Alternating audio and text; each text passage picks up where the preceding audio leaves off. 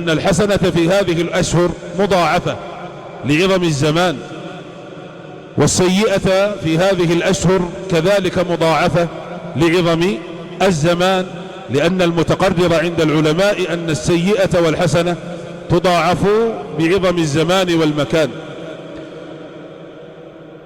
فالحسنة في الزمان والمكان الفاضل تضاعف كما وكيفا، وأما السيئة في الزمان والمكان الفاضل فإنها تضاعف حجما وكيفا، ولكنها لا تضاعف كما، لأن الله عز وجل قطع على نفسه أن من جاء بالحسنة فله 10 أمثالها، فالحسنة تضاعف في الكم والكيف.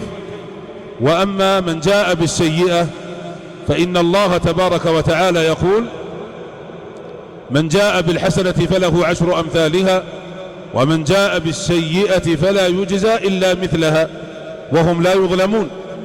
فالسيئة في الزمان والمكان الفاضل إنما تضاعف باعتبار الحجم والكيف لا باعتبار الكم، والله أعلم.